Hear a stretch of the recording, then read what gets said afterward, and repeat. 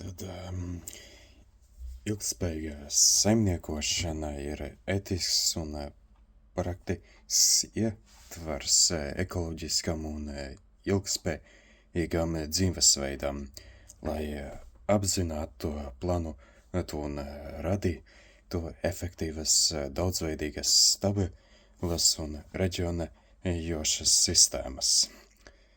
Tā, lai globālā sociālā kustība, kas veicina pašpietiekamo sociālo atbildīgu un varas decentralizāciju sociāli, politiski, ekonomiski un tehniski.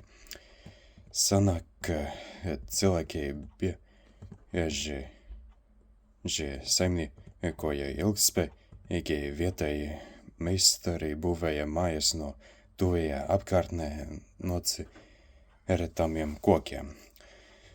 Liela daļa augļu un dārzeņu tika izaudzēti uz vietas. Un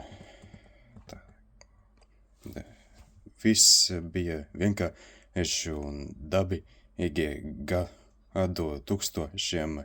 Nebija citu iespēju, kā dzīvot saskaņā ar dabu. Ievērojot tas ritmus un cenojot tas resursus, līdz pat industriālajai revolūcijai, kas pavēra jaunas iespējas un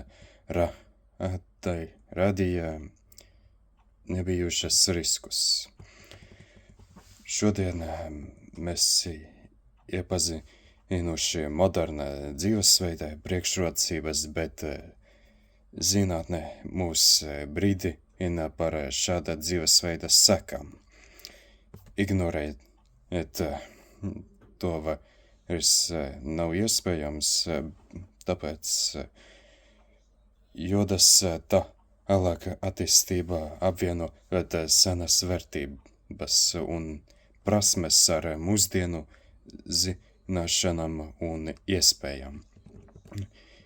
Ilgspējīga saimniekošana vienlaikus ir filozofija, principu un pieņēmienu komplekss, visaptveroša pieeja dzīvesveidam, projektēšanai un plānošanai.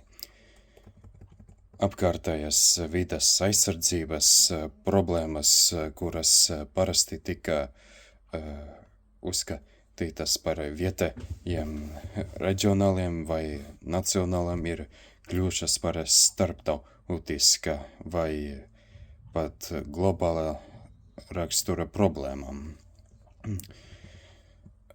Ar dažādām saduras atsevišķas valstis, bet citam izteikti globālu nozīmē, piemēram, klimata maiņa, ozona slāņa nodrašanas, jūru aizsardzība, piemēram, mežu izciršana var būt vienas valsts kompetence, bet tā var skart arī kaimiņu valstis.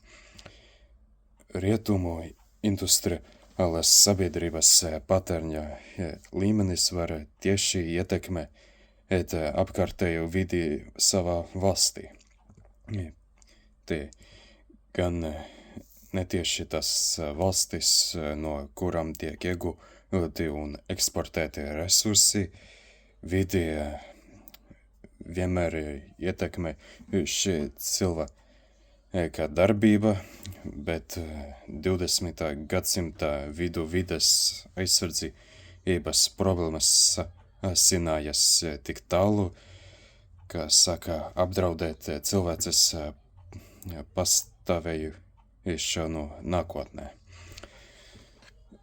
Ilgspējība saistībā ar cilvēces dzīvesveidu raksturējas ar patreizējas paudzes vajadzību apmierināšanu bez būtiskas ietekmes uz nākošo paudžu attīstības iespējām.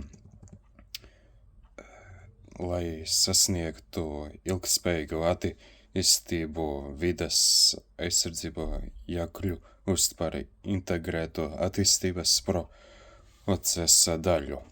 Un nekādā gadījumā to nedrīkst aplūkot izolēt no attīstības. Visām valstīm un visiem cilvēkiem jāsadarbojas vienkāršu uzdevumu veikšanai, lai izskatītu nabadzību kā ilgspējīgā attīstībā nepieņēmumu izpausmi. Lai mazina to atšķirības dzīves līmenī, kā arī labāk īstenot vairākuma pasaules ļaužu vajadzības, ilgspējīgā attīstība prasa, lai nākotnes paudzēm dzīves apstākļi nepasliktinātos. Paldies!